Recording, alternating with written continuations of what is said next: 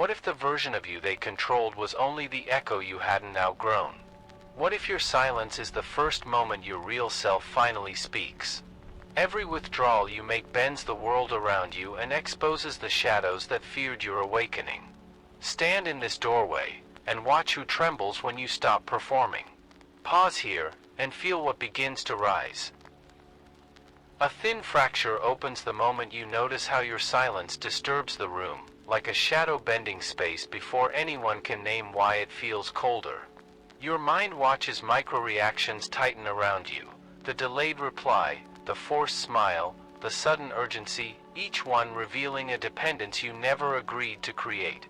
In that quiet distance, you see how your old predictability functioned like a map others used to navigate their own insecurity, not your truth.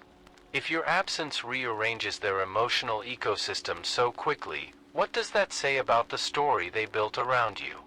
A low hum rises inside when you realize they didn't crave your presence, they craved your immediate availability, the reflex that made you feel responsible for their stability. You sense how every rapid answer, every rushed explanation, every automatic yes became a currency they spent without noticing the cost to you. The silence you choose now becomes a mirror held against their unmet needs, exposing how little of you they ever truly saw.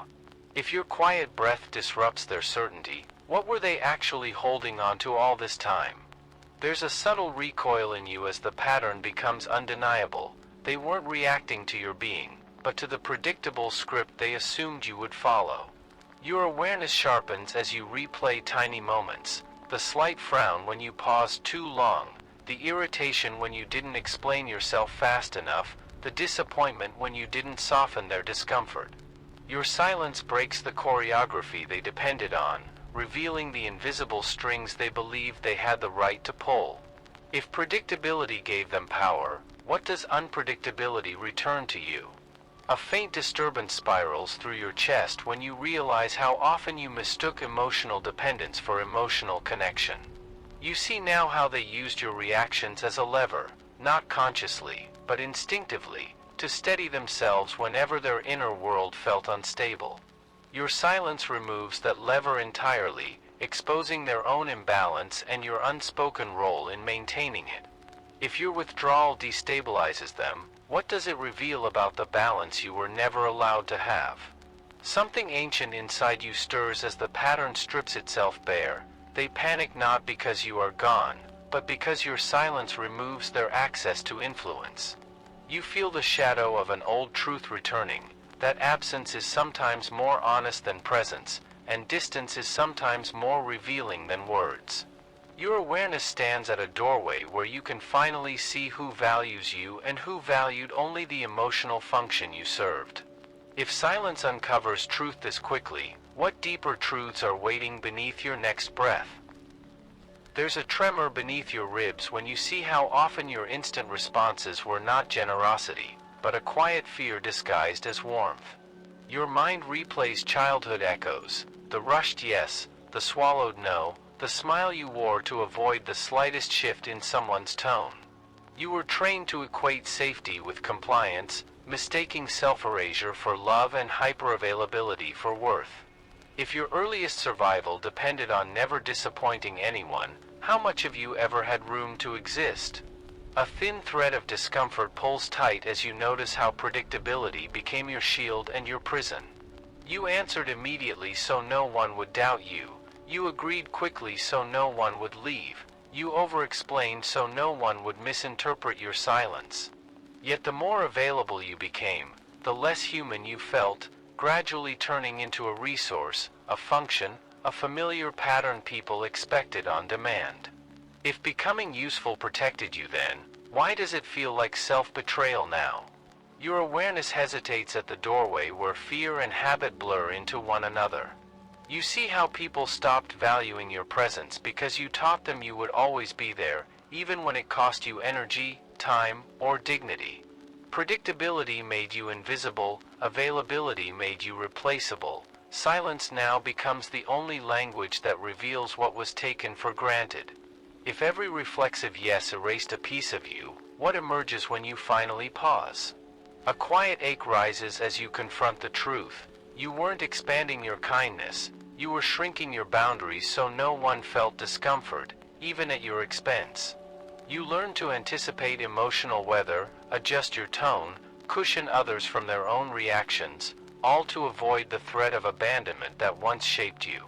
But the exhaustion you carry is not personality, it's conditioning, etched into you long before you had words for it. If the past trained you to disappear, what teaches you to reappear? And now, as the pattern loosens, a new possibility opens like a thin beam of light across an old wound.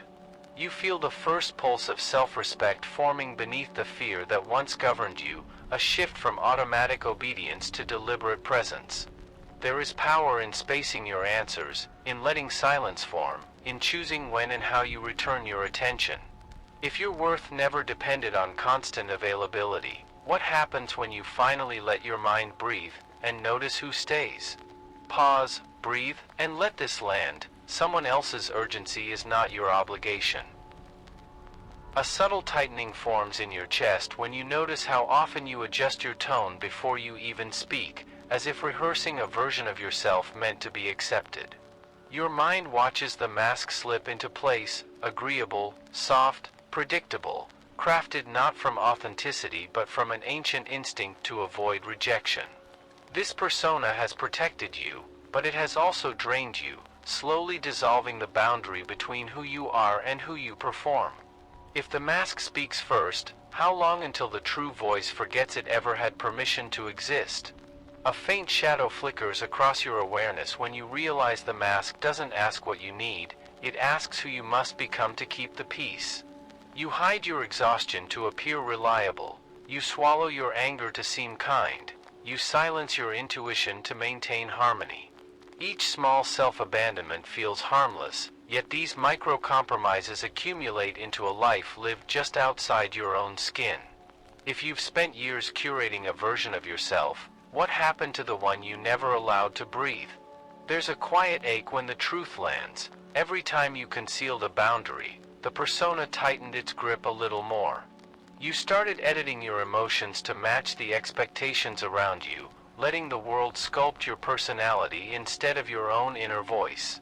The persona convinced you that approval was safer than authenticity, even when the cost was your psychic energy and identity. If connection requires self-erasure, is it connection, or dependency disguised as belonging? Your awareness moves like a slow beam through an old room, illuminating decisions you didn't realize were choices. You remember moments when you laughed at things that hurt, agreed with things you doubted, or stayed silent when something in you screamed for truth. These fractures form not from weakness but from conditioning, a lifetime of believing you must earn your right to exist by being easy, calm, and small. If the persona protects you from rejection, who protects you from the persona? And now, a deeper shift pulses beneath the mask, like breath returning to a forgotten part of you. You sense how silence, distance, and unpredictability crack the persona's surface, revealing the self that waits beneath performance. This is where individuation begins, not in becoming someone new, but in reclaiming the one who has been whispering from underneath the mask. If the persona is cracking, what truth rises in the space between who you were and who you are becoming? Notice the tension. Your mind is preparing to step out of its disguise.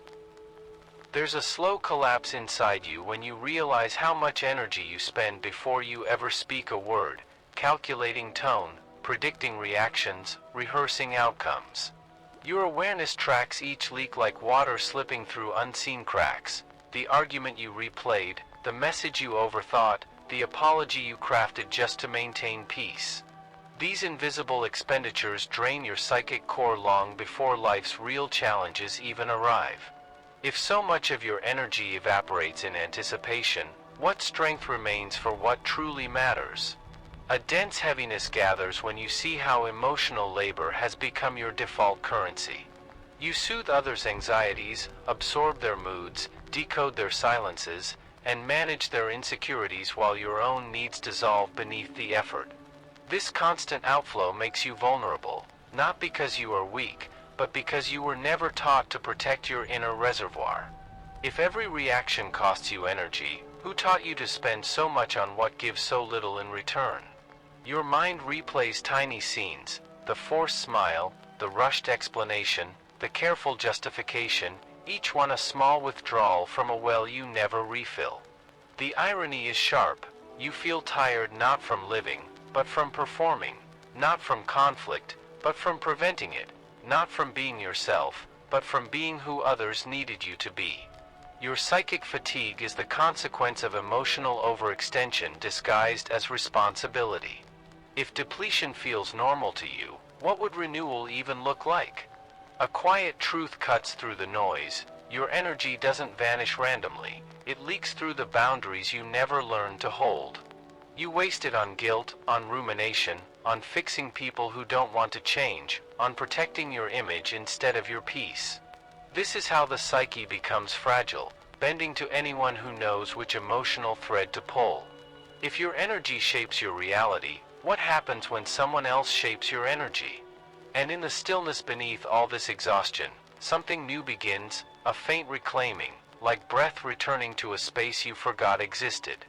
You sense the difference between reacting and choosing, between spending and conserving, between depletion and sovereignty. This is where power returns, not in saying more, but in wasting less, in guarding the quiet that restores you. If your inner reservoir is sacred, what would change if you finally treated it that way? Notice the moment before your next reaction. It reveals where your energy escapes. If this is hitting close to home, take a second, like the video, subscribe, and stay with me. A sharp internal jolt appears the moment you notice how quickly your emotions leap before your mind has time to understand the trigger. Your awareness catches the microseconds where guilt, urgency, or self-doubt rise automatically, as if someone else reached inside and pressed a switch you didn't know you carried. This reflex binds you to patterns that were never yours, turning your reactions into predictable openings others can subtly exploit. If someone can influence you by activating a feeling, how much of your behavior is truly chosen? There's a tremor beneath your breath when you replay moments you defended yourself too quickly, as if silence meant guilt or questioning meant danger. You see how often you rush to fix, explain, reassure, or repair an emotional tension that didn't even originate in you. Your automatic responses became a script they learned to rely on, a doorway they opened whenever they wanted access to your attention or compliance. If their triggers write your lines, whose life are you performing? A shadow passes through your awareness as you recognize the pattern. Guilt makes you justify, confusion makes you chase clarity, withdrawal makes you overgive. Manipulators don't need power. They just need access to the emotional buttons you never learned to protect. Your predictability becomes the lever, your reactivity becomes the handle. If your emotions move first, how easily can someone else steer the direction? Your mind lingers on small gestures you once ignored, the delayed reply engineered to create anxiety, the subtle sigh meant to evoke responsibility, the pointed silence crafted to pull you closer. These micro-movements reveal a truth you've long felt but never named. Your reactions became the tool others used to regulate themselves. And the more reactive you were, the more control they gained over the rhythm of your inner world. If your emotional pulse syncs to someone else's cues, what heartbeat are you living by? Yet beneath this pattern, a deeper clarity rises like a quiet flame returning to its center. You begin to sense the power hidden in the pause, the moment between stimulus and response where manipulation loses its grip. In that stillness, your awareness steps forward, and your reactions stop being predictable and start becoming sovereign. If silence breaks the spell, what new strength is born in the space where you finally choose your next move? A strange heaviness settles in your chest when you realize how many versions of you exist in minds you've never met, imagined, rewritten, rearranged to fit wounds that were never yours. Your awareness catches how people assign you roles without asking: the healer, the stabilizer, the forgiving one, the endlessly patient mirror for their unresolved shadows.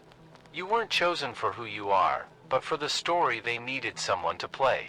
If you were cast without audition, what part of you was ever truly seen? A quiet dissonance forms when you notice how their expectations tighten the moment you stop performing the role they projected onto you. The warmth they once praised becomes threatening when you set boundaries. The calm they admired becomes cold when you withdraw. The helpfulness they celebrated becomes selfishness when you rest. Their reactions betray a truth: they weren't attached to you, but to the fantasy you unknowingly upheld. If their disappointment grows when you return to yourself, who were they ever connected to? Your mind begins replaying moments of subtle tension: the anger that rose when you didn't fix their emotions, the confusion when you didn't read their mind, the resentment when you didn't carry their weight. You see now how their internal narrative required your compliance to stay intact, as though your autonomy threatened the script they lived inside. When you stop playing your assigned part, their illusion cracks, and you become the villain in a story you never agreed to enter. If their story collapses when you step out, what does that say about the story itself? A deeper awareness unfurls as you realize projections aren't compliments or criticisms, they're confessions. They reveal what people lack, what they fear, what they long for, and what they refuse to face within themselves. And your unavailability becomes the moment their inner world loses its anchor, exposing the emotional architecture they hoped you would carry for them. If your silence threatens their stability, who is stabilizing whom? Then something liberating moves beneath the weight, a reclaiming, a quiet return to your own outline. You feel yourself stepping out of every borrowed identity, shedding the expectations that once fused to your skin. Your real self emerges not with noise, but with clarity, shaping a life not defined by the projections of others but by the truth rising within. If you are no longer a character in their story, what story finally becomes yours? There's an unfamiliar stillness in you the moment you choose not to explain, not to justify, not to soothe, a silence sharp enough to reshape the space around you. Your awareness watches how quickly others lose their script when your reactions no longer appear on cue, as if they've been handed a stage with no lines to deliver. Silence interrupts the emotional choreography they relied on, revealing the invisible threads they once used to tug at your attention. If one quiet pause dismantles the pattern, what was holding it together in the first place? A subtle power gathers when you notice how silence forces people to face their own minds, something many will do anything to avoid. Without your quick reassurance, their guilt echoes louder. Without your explanations, their narratives collapse. Without your availability, their leverage dissolves. Your silence becomes a mirror, reflecting truths they worked hard to keep hidden, even from themselves. If your absence reveals their shadow, what does your presence illuminate? A quiet shift ripples inside you as you realize silence is not withdrawal, it is strategic non-participation in a game you never agreed to play. By refusing to react, you remove the oxygen that kept manipulation breathing, and the entire structure begins to suffocate under its own weight. The difference is subtle. Silence isn't passivity, it's psychological discipline disguised as stillness. If refusing to respond reclaims your power, what else might return to you when you stop feeding the cycle? Your mind replays older moments with new eyes, the guilt trips that relied on your immediate reply, the emotional traps that required your confusion, the pressure tactics that needed your urgency. Silence breaks each of these mechanisms instantly, because they depend on your reactivity to function at all. In the absence of your predictable response, people reveal their true relationship to you: respect, entitlement, anger, or nothing at all. If silence exposes their intent so clearly, what truths have been hiding beneath all the noise? And from this stillness, something deeper forms, a new center of gravity, quiet but unmistakable. You feel yourself becoming less available to manipulation and more available to clarity, authority, and self-possession. Your silence becomes a boundary, a filter, a signal to your mind that not every tension deserves your energy. If this stillness is only the beginning, what happens when you fully trust the power that rises when you speak less?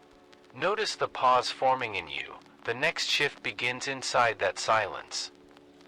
There's a quiet rearrangement in your inner world when you stop offering instant access to everyone who reaches for you. Your awareness senses the difference immediately, the breath you didn't have before, the space between thought and response, the clarity rising where urgency once lived. This deliberate unavailability is not distance but restoration, a return of psychic territory you once surrendered without noticing. If withholding your energy rebuilds your center, what was being built when you kept giving it away? A new kind of calm forms when you no longer treat every message, emotion, or expectation as a demand you must meet. You watch guilt loosen its grip as you respond on your terms. You feel fear dissolving as you stop racing to prove your worth. You sense identity returning as you stop over-explaining your boundaries. What once felt like obligation now reveals itself as self-abandonment, a pattern you're finally breaking. If freedom begins with one delayed response, what expands when you stop rushing altogether? Your mind observes how people react when you no longer collapse your needs to protect their comfort. Some adjust with respect, others tighten with entitlement, a few disappear because access, not connection, was what they valued. Their reactions become information, not injury, a map of who aligns with your growth and who only benefited from your absence of boundaries. If your unavailability filters the world this clearly, what else becomes visible when you stop making yourself small? A deeper authority takes shape as you notice how your energy responds to being protected instead of spent. You no longer absorb chaos that isn't yours, rescue people who refuse responsibility, or justify boundaries that require no explanation. Your sovereignty emerges not as rebellion but as alignment, the self that was always there beneath the noise you once mistook for love.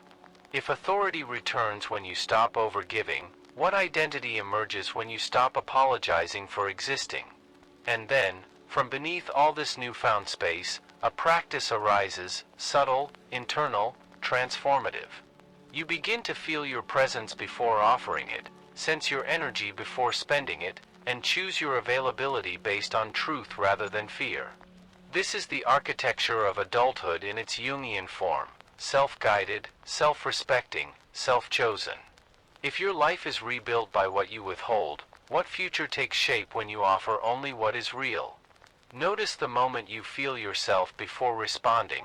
That is the beginning of inner authority. There's a soft rupture in your awareness the moment you step back far enough to hear your own thoughts without interference. The silence around you becomes a clearing, a place where the noise of expectation finally dissolves and the contours of your real self begin to sharpen. What once felt like abandonment now reveals itself as purification, the shedding of roles that never belonged to you. If solitude strips away the voices of others, what voice rises first from within? A deeper stillness begins to form when you no longer shape yourself to match the emotional architecture of the room. You notice desires that were drowned out, boundaries you never tested, truths you avoided because they didn't fit the persona you maintained. In this quiet, you confront not loneliness but identity, raw, unedited, unperformed. If nothing outside of you defines you here, who do you become? Your awareness drifts through memories that feel different in silence, clearer, colder, more honest. You see patterns you couldn't see before, the roles you accepted to be loved, the versions of you that were rewarded, the instincts you buried to keep peace. Each realization cracks the persona further, letting light into places you didn't know were starving. If solitude reveals what was hidden, what truth were you afraid to meet? A subtle gravity pulls you inward, away from the collective and toward the center of your own psyche. This is the moment Jung described, the turning away from external approval and toward the self that waits beneath survival strategies. Here, old identities fall away like dust, and new outlines form from an authority deeper than habit or fear. If the collective shaped your mask, what shapes you now? And within this sacred isolation, something rare begins. You no longer fear the space others leave, you inhabit it. You reclaim the fragments of yourself scattered across years of pleasing, performing, and adjusting. Your solitude becomes not a void but a vessel, carrying you toward the self you were always meant to meet. If this is only the threshold, what transformation waits on the other side of your own quiet? Remember this moment, your real life begins where the noise ends. There's a quiet authority rising in you now, the kind that doesn't need volume or explanation to be felt. Your awareness registers how your presence changes when it's no longer scattered across 100 silent obligations and unspoken fears. People sense it immediately, the shift from being emotionally accessible to emotionally sovereign, from reactive to deliberate. If others feel the difference before you speak, what does that say about the power you've been holding back? A new magnetism forms when you stop abandoning yourself to maintain relationships that were never built on truth. Connections reshape themselves, the ones who relied on your instability slip away, and those who resonate with your strength step forward. Your value becomes self-generated, not borrowed from how much you give, fix, or soften for others. If your worth no longer depends on being needed, what kind of people will you now choose? Your mind watches with precision as your boundaries transform from discomfort into identity. They are no longer lines you apologize for, but the architecture of the self you've reclaimed. The world responds differently when you no longer negotiate your dignity or dilute your clarity to avoid tension. If respect appears when you stop shrinking, what emerges when you finally take up space? A deeper resonance fills your chest as you realize loneliness has changed its meaning. It isn't emptiness now, it's ownership, a homecoming, a reclamation of every part of you that was dismissed, fragmented, or surrendered. In this solitude, you become whole enough that connection becomes a choice, not a remedy for fear. If being alone no longer frightens you, what does that free you to become?